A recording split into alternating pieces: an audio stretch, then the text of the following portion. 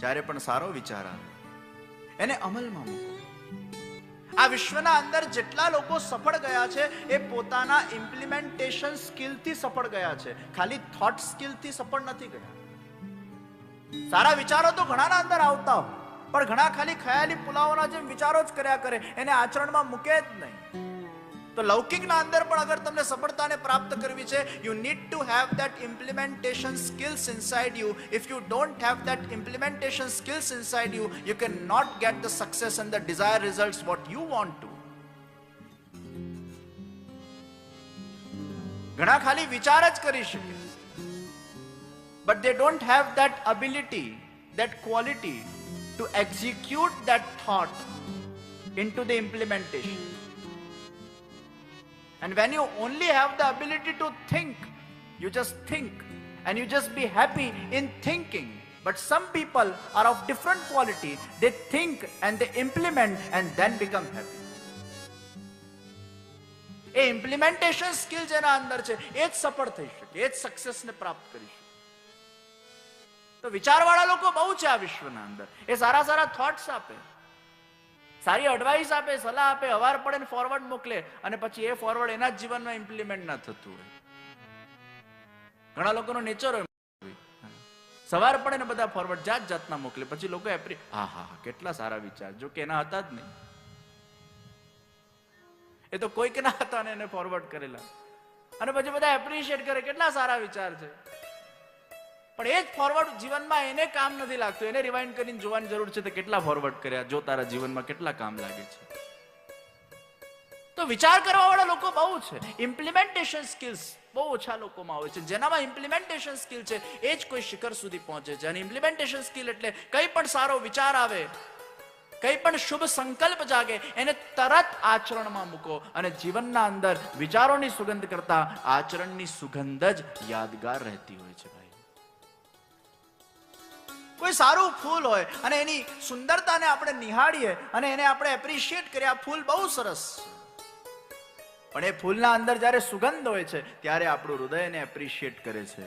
सुंदरता तो फूल में होनी ही चाहिए, लेकिन साथ में सुगंध भी होनी चाहिए. वो सुगंध वो इम्प्लीमेंटेशन है, और सुंदर विचार वो सुंदर फूल के भांति.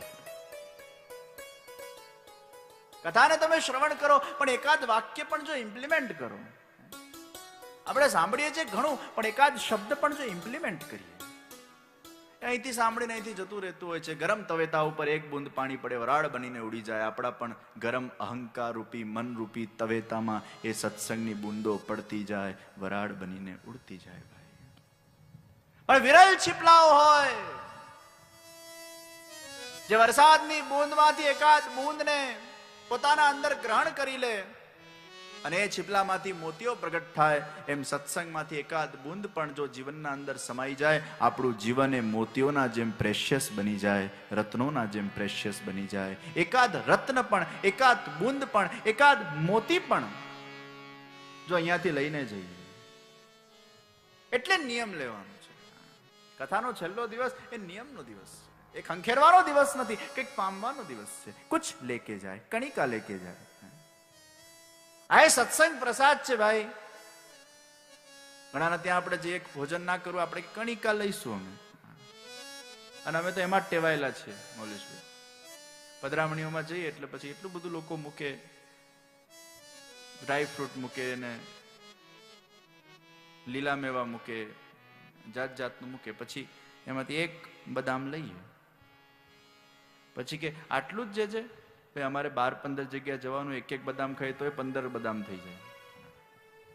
તે કણીકું લેતા લેતા કેટલી બધી બદામો થઈ જાય ભાઈ. એ કણીકું લઈએ, પણ એક લીધું તો કહેવાય ને ભાઈ. એમ આપણે સત્સંગ કરીએ, એકાદ કણીકું લઈએ. આવો દિવ્ય સમય આપણને મળ્યો, આવો દિવ્ય અવસર મળ્યો, આવો દિવ્ય ઓપોર્ચ્યુનિટી મળી. એમાં કોઈ પણ શુભ વિચાર આપના અંદર જાગ્યો હોય એને ઇમ્પ્લિમેન્ટ કરો. તો અહીંયાથી આપણે 5 વસ્તુ લઈને જવાની છે, અને 5 માંથી એકાદ પણ કદાચ તમે નિયમને જો જીવનમાં આત્મસાત કરી લેશો તો એ મને લાગશે કે આ કથા કરવી અહીંયા સાર્થક રૂપ થઈ. અને તમને એવું ના થાય આટલો બધો તમે ખર્ચો કર્યો અને 7 દાડા પછી અગર આમાંથી એક એક બૂંદ પણ લોકો લઈને જાય, એક એક સંકલ્પ લઈને જાય, 4-5 હજાર લોકો કોઈક સારો સુવિચાર લઈને જાય ને એના જીવનમાં ઇમ્પ્લિમેન્ટ થઈ જાય તો આ કથા કેટલી ફલીભૂત થઈ ગઈ કહેવાય ભાઈ. ખંખેરીને જાય તો 5 વસ્તુ આપણે લઈને જઈએ. પંચામૃત અહીંયાથી લઈને જઈએ. પહેલી વસ્તુ, અન્નનો કણ ક્યારે પણ બગાડીશું નહીં. આ બહુ નાની વાત છે, આ જરાય મોટી વાત નથી, આ બહુ નાની વાત છે. અને આ આપણા ડેઈલી રૂટીનના અંદર આપણે એને ચોક્કસ ઇમ્પ્લિમેન્ટ કરી શકીએ છીએ. ઘણીવાર આપણે એટલું બધું વેસ્ટેજ કરતા હોઈએ છીએ, યા તો થાળીમાં ઓછું લઈએ, જેટલું જરૂરિયાત છે એટલું લઈએ, બીજી વાર માંગવામાં ક્યાં વાંધો આવે છે ભાઈ. પણ અન્નનો કણ અમે બગાડીશું નહીં. એ અન્નનું સન્માન કરીએ, વિવેકપૂર્ણ રીતે એ અન્નને ગ્રહણ કરીએ, અન્નને લેતી વખતે પ્રસન્ન ચિત્ત રાખીએ. પછી જો તમારું મન કેવું પ્રસન્ન બને છે. ઘણા લોકો ભોજન કરે આમ ગુસ્સામાં ભોજન કરતા. ભોજન કરતી વખતે એટલી શાંત થઈ જજો, ગુસ્સો નહીં કરતા ભાઈ, પછી મનમાં એ જ ગુસ્સો ચાલ્યા કરશે. અન્ન દેવતા છે, આ ભોજન પણ એક ભક્તિ છે. આપણા ત્યાં દરેક વસ્તુનું મૂલ્ય છે. એક દીપક પ્રગટ કરીએ એ પણ ભક્તિ છે. એટલે આપણે ચંપલ ઉતારીને દીપકને પ્રગટ કરીએ છીએ, આ ભક્તિ છે. એ અગ્નિ દેવતાને આપણે પ્રગટ કરીએ છીએ. આપણે ત્યાં દરેક વસ્તુ એ દેવ સ્વરૂપ છે. એમ અન્ન દેવતા છે, અને એ અન્ન દેવતાનું સન્માન કોણે કહેવાય? આ તો ઠીક છે, આજના જમાનામાં આખી વસ્તુ પરિસ્થિતિ બદલાઈ ગઈ મૌલેશભાઈ. આમ તો ભોજન કરતી વખતે ચંપલ ના પહેરે, એ અન્ન દેવતાનું સન્માન છે.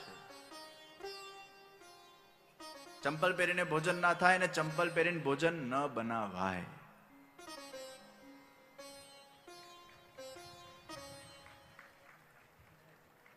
કેટલાય હશે ચંપલ પહેરીને બનાવવા વાળા? આ નાના નાના આચાર વિચારો આપણે ફોલો કરવાના જ ભાઈ. ચંપલ પહેરીને ભોજન ન બનાવાય અને ચંપલ પહેરીને ભોજન ન કરાય. ચંપલને હાથ લગાડો તો હાથ ધોવા પડે ભાઈ. હું ઘણી વાર જોઉં મૌલેશભાઈ, હા, અહીં બૂટ હાથથી કાઢે તો એવા બૂટ જ કેમ પહેરો છો, હાથ લગાડવા પડે.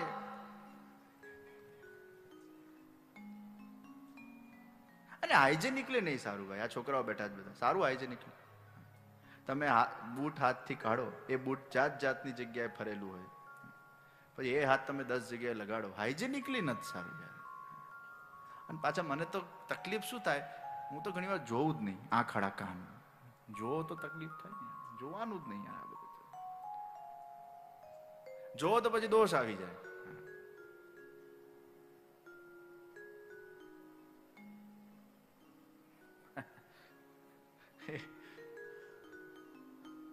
જવા દો, હાથ નથી.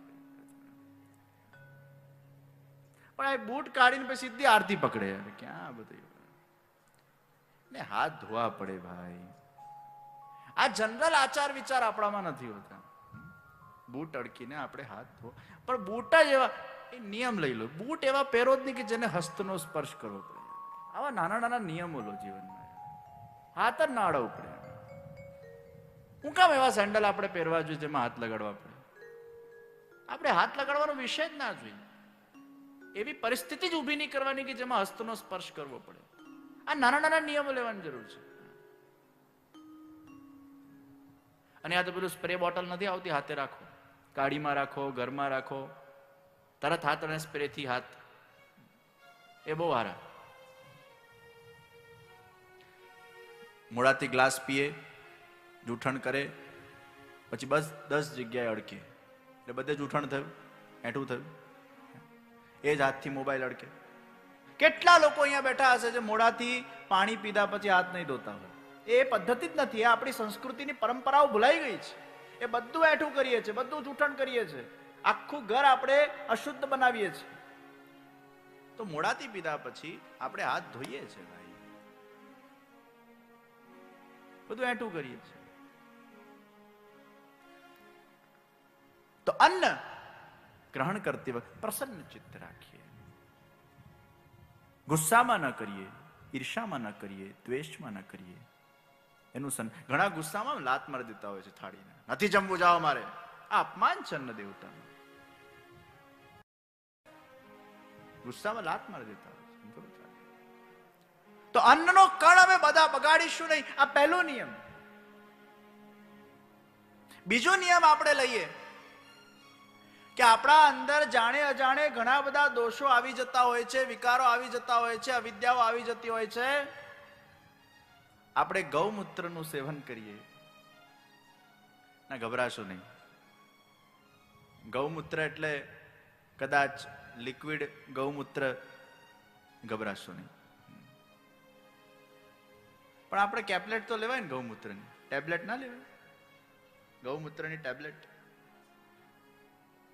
મને આ વિચાર આવેલો કે ગૌમૂત્રમાં એટલી તાકાત છે, એટલી શક્તિ છે, એટલી ઉર્જા છે, પણ મોટા ભાગના લોકો લેતા નથી, ગભરાય છે, એમને ગંદુ લાગે, આ કઈ રીતે પીવાય, વાસ આવે.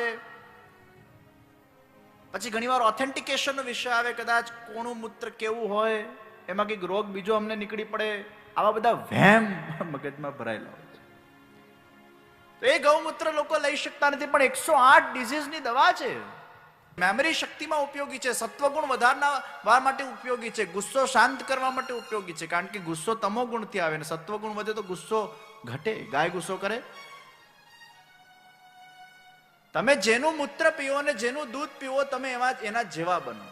આપણા ત્યાં નિયમ છે કે તમે જેનું મૂત્ર પીશો અને જેનું દૂધ પીશો, તમારા અંદર એની ઉર્જા આવશે. કે જેનું એઠું ખાશો, તમારા અંદર એની ઉર્જા આવશે. એ ગૌમૂત્ર તમારા બ્લડમાં જશે, તમારું બ્લડ આખું પ્રસાદી બનશે, તમારા કેટલાય દોષો ધોવાશે, પવિત્રતા આવશે. આપણે બીજો સંકલ્પ લઈને જઈએ અહીંયાથી. કદાચ લિક્વિડ ગૌમૂત્ર ના પીવાય તો આપણે ગૌમૂત્રની કેપ્લેટ લઈએ ભાઈ.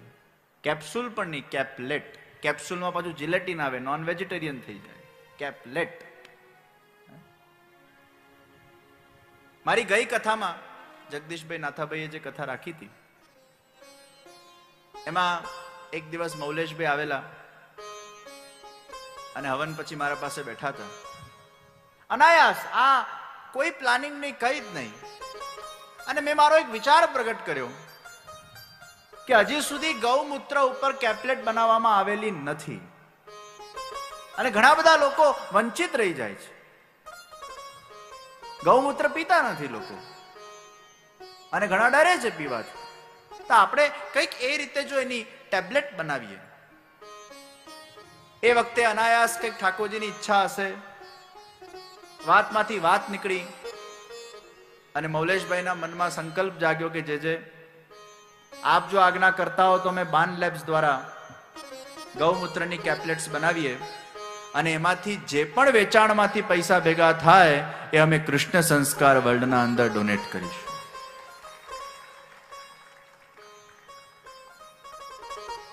આવી સારી ભાવના એ વખતે પ્રગટ થઈ કે લોકોને ગૌમૂત્ર પહોંચાડવામાં આવે ઘરે ઘરે. આજે વિદેશના લોકોને પણ અગર ગૌમૂત્ર પીવું હોય તો લિક્વિડ ફોર્મમાં મોકલવું ઇટ ઇઝ ટુ ડિફિકલ્ટ. એ કેપ્લેટ ફોર્મમાં જઈ શકે ને ગળતા ક્યાં વાંધો આવે છે? કોઈને તકલીફ નથી પડવાની. તો બીજો સંકલ્પ લઈએ, ગૌમૂત્રનું આપણે નિત્ય સેવન કરીએ. એમાં આપણા ઘણા દોષો ધોવાશે ભાઈ, અને બાળકોના અંદર મેમરી એ લોકોની સારી થશે. તમે એકવાર અનુભવી જો, ડાયજેશનમાં બેસ્ટ. આપણે ત્રીજો સંકલ્પ લઈએ કે જે અન્નના માધ્યમથી આપણા અંદર ઘણા બધા વિકારો આવી જતા હોય છે, કારણ કે એ અન્ન શુદ્ધ રીતે બન્યું, અશુદ્ધ રીતે બન્યું. રેસ્ટોરન્ટમાં તમે ખાધું, ઓનિયન ગાર્લિક તમે ખાધા, અપ્રસાદી ખાધું, કોણે કઈ મનોવૃત્તિથી એને બનાવ્યું, તો એના ઘણા બધા દોષો, અન્ન દોષ આપણા અંદર આવે છે અને એ આપણા બ્લડમાં જાય છે, આપણું બ્લડ પણ વિકારવાળું થાય છે. તો એના શુદ્ધિકરણ માટે આપણે ત્રીજો નિયમ લઈએ. જે લોકો એકાદશીનું વ્રત કરતા નથી એ એકાદશીના વ્રતનો નિયમ લે. મહિનામાં 2 દાડા ફક્ત આપણે ફાસ્ટિંગ કરવાનું છે ભાઈ.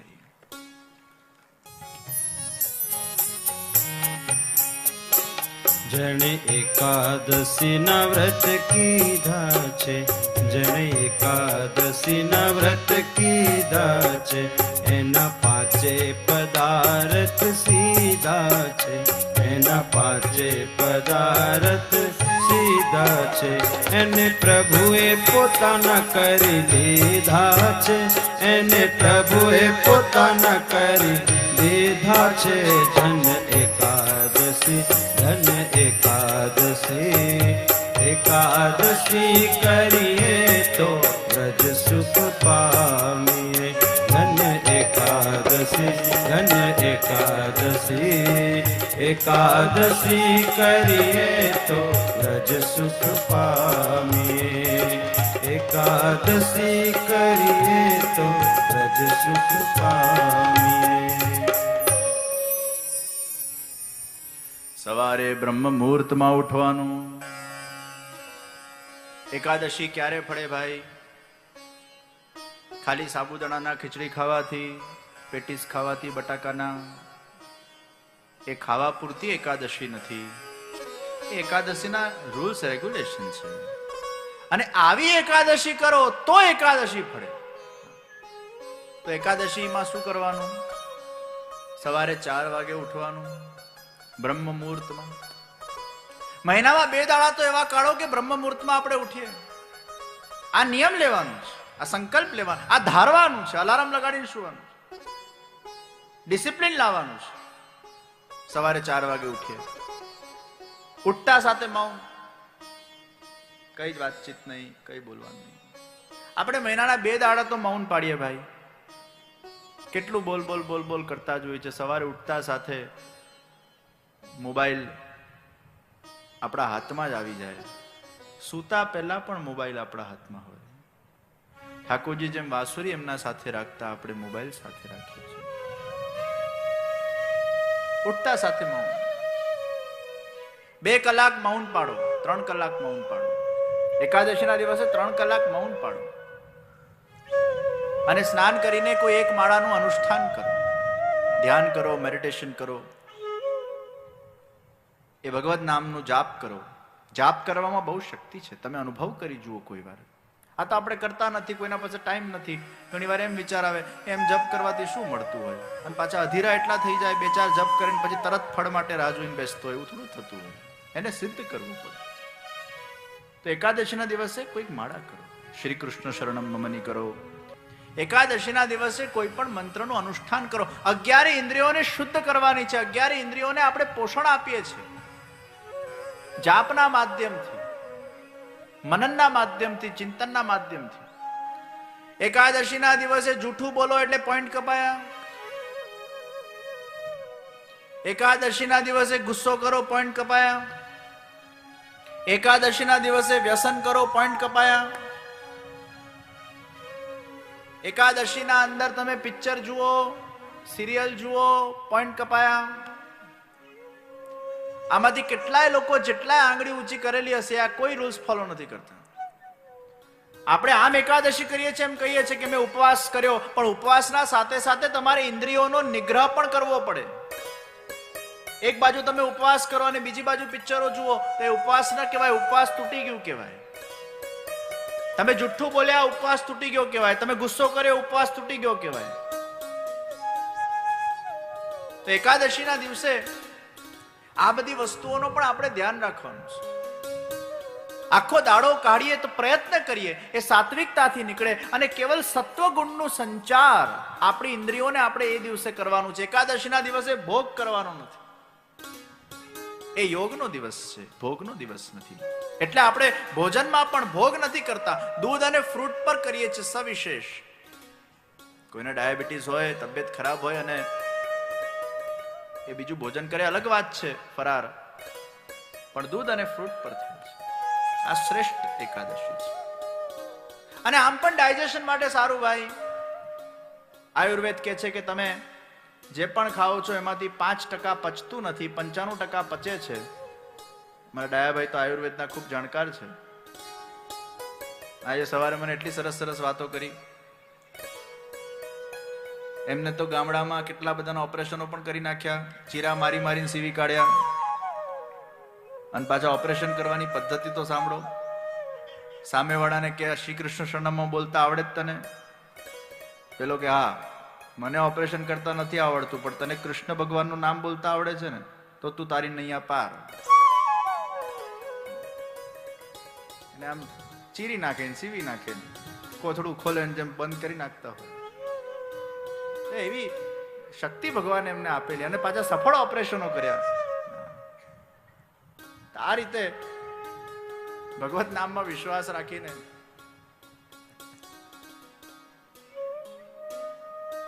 આયુર્વેદમાં કીધું છે કે તમે જે જમો છો એનું 5% અપચો રહે છે. અને એ 5% જે અપચો થાય છે એમાંથી કાચું આમ ડેવલપ થાય છે.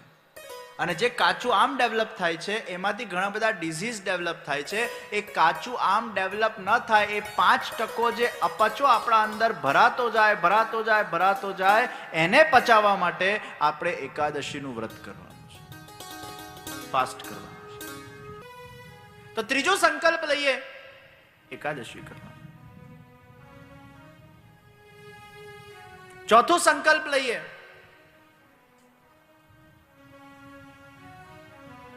કે જેમ 20 મિનિટ આપણે ભોજન માટે કાઢીએ છીએ, 20 મિનિટ આપણે સત્સંગ માટે કાઢીએ. શરીરનું ભોજન એના માટે આપણે સમય આપીએ જ છે. કેટલા પણ વ્યસ્ત હોઈએ પણ આપણે ભોજન કરવાનું ભૂલતા નથી. એમ મનનો ખોરાક, બુદ્ધિનો ખોરાક, આત્માનો ખોરાક એ સત્સંગ છે. તમે 20 મિનિટ દિવસના સત્સંગ માટે કાઢો. ટાઈમ ટેબલ નક્કી કરો કે મારા એ 20 મિનિટ કયા છે જે મારે સત્સંગ માટે કાઢવા છે. એ સત્સંગનું ભોજન આપણા જાતને આપીએ, એ મનને ભોજન પ્રદાન કરીએ, બુદ્ધિને ભોજન પ્રદાન કરીએ. અને પાંચમો નિયમ,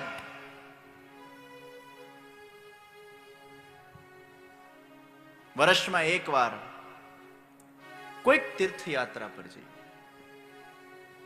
વર્ષમાં એકવાર કોઈ પણ તીર્થ સ્થાનમાં જઈએ અને ત્યાં જઈને પ્રભુના દર્શન કરીએ, ત્યાં જઈને સત્કર્મ કરીએ, ભૂખ્યાઓને ભોજન પ્રદાન કરીએ.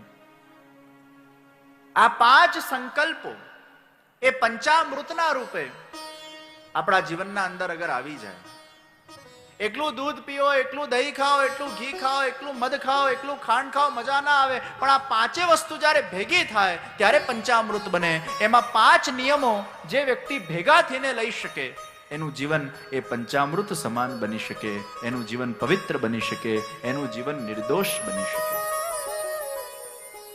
આ પંચામૃત કદાચ ના લઈ શકો તો એમાંથી એકાદ અમૃતનો પણ નિયમ લેજો ભાઈ, અને નિયમને સાકાર કરવા માટે કટિબદ્ધ બનજો. તો કાલે દ્વારકાધીશજીના દર્શન કર્યા પછી એક એક નિયમ તમારે લેવાનો. તો શુભ વિચાર કરવામાં ક્યારે પણ આલસ નહીં રાખવું જોઈએ. અધુના વૃત્તિ, હમણાં વૃત્તિ, અભી કા અભી वो होना चाहिए, ये वृत्ति रखनी.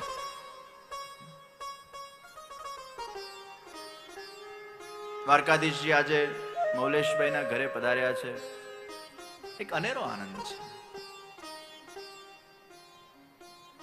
હમણાં શ્રીનાથજીના ધ્વજાજી અમારા પીજના લાલાભાઈના ઘરે પધારેલા, એવો અનેરો આનંદ. આજ રીતે બધા વૈષ્ણવોનું ભોજન,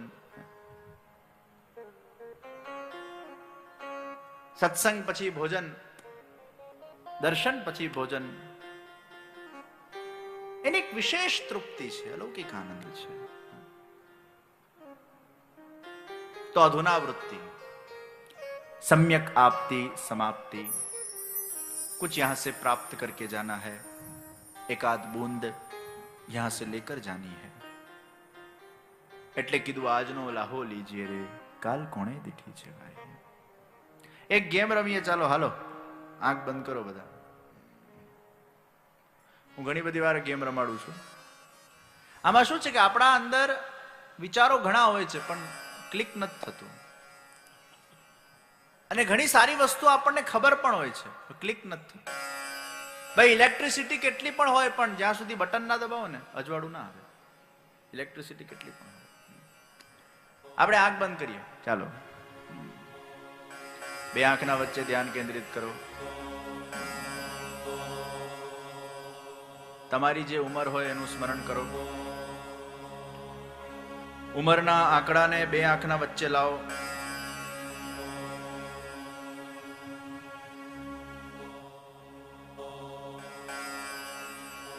એને 75 થી ભાગો. જેની ઉંમર 75 થી વધારે હોય એ 100 થી ભાગે. 75 માઇનસ તમારી ઉંમર, કેલ્ક્યુલેશન કરો. એ આંકડાને બે આંખના વચ્ચે લાવો. એને જોયા કરો અને જોતા જોતા ધીરે ધીરે આંખો ખોલો.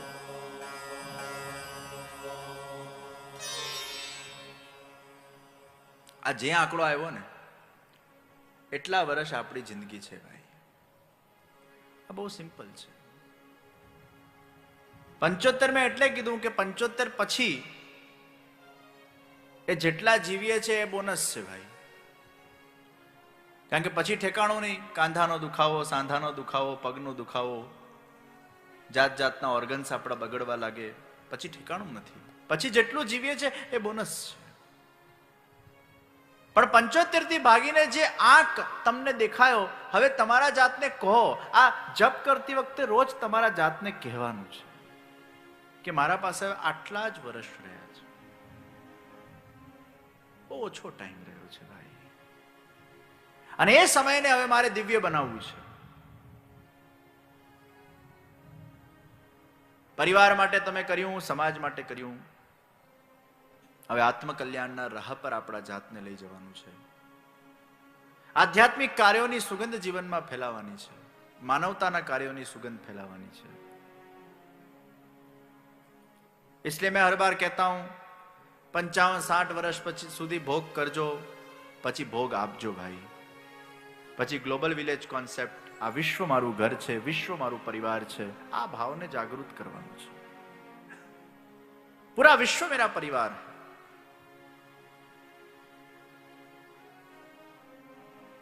તો આજનો લાવો લીજીએ રે, કાલ કોણે દીઠી છે. ક્યારે આપણા જીવનની સમાપ્તિ થઈ જાય આપણને ખબર નથી પડવાની.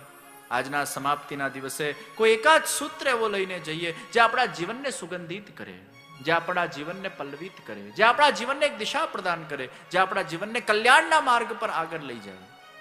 કોઈ એકાદ સૂત્ર યહાં સે ऐसा लिखकर हम जाए તો આ પૂર્ણાહુતિ એ મંગલ પૂર્ણાહુતિ બનશે. આ સમાપ્તિ મંગલ સમાપ્તિ બનશે. કોઈક સારો નિયમ લઈને જઈએ. તો કરવું ઘણું બધું હોય છે પણ થતું નથી, કારણ કે માણસ ધારતો નથી. અને જો માણસ ધારી લે, એ જે ધારે એ કરી શકવા સક્ષમ છે. તો કોઈ પણ સારો વિચાર આવે એને તમે પોસ્ટપોન નહીં કરો. સારી વસ્તુનો સ્વીકાર, અને જે સારી વસ્તુનો સ્વીકાર કરે એને જ આસ્તિક કહેવાય, અને જેનો અસ્વીકાર કરે એને નાસ્તિક કહેવાય.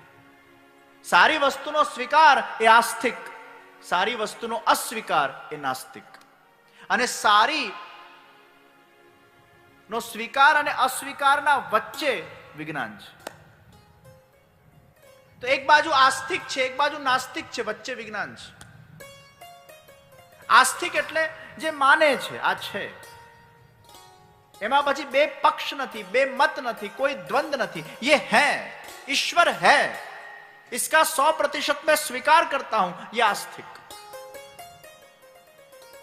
અને नास्तिक, ईश्वर नहीं है, इसका मैं 100% स्वीकार करता हूं, वो नास्तिक. અહીંયા હાનો 100% સ્વીકાર, અહીંયા નાનો 100% સ્વીકાર, અને વચ્ચે વિજ્ઞાન છે. એમ નહીં કહેતા વિજ્ઞાન નાસ્તિક છે. હું એ વાતનો વિશ્વાસ કરવા તૈયાર નથી કે કોઈ વૈજ્ઞાનિકને આપણે નાસ્તિક શબ્દથી નવાજીએ. વૈજ્ઞાનિક નાસ્તિક નથી અને વૈજ્ઞાનિક આસ્તિક પણ નથી. એ વચલી દશા છે, ન ઇસ પાર ન ઉસ પાર. વૈજ્ઞાનિક એક સંભાવના છે, વિજ્ઞાન એ સંભાવના છે. એવું પેન્ડુલમ છે જે અહીંયા જઈ શકે અને અહીંયા જઈ શકે, એ ખાલી પ્રમાણ પર ચાલે છે. એ વિજ્ઞાનને જે વસ્તુનો પ્રમાણ મળે છે પોતાના સંશોધનના માધ્યમથી એને સ્વીકારતું જાય છે, એટલા વિષયમાં આસ્તિક બનતું જાય છે. અને જેનો એને પ્રમાણ નથી મળતો એમાં એ મધ્યમાં રહે છે, એ સંશોધન કરે છે, એ નાસ્તિક નથી બનતો.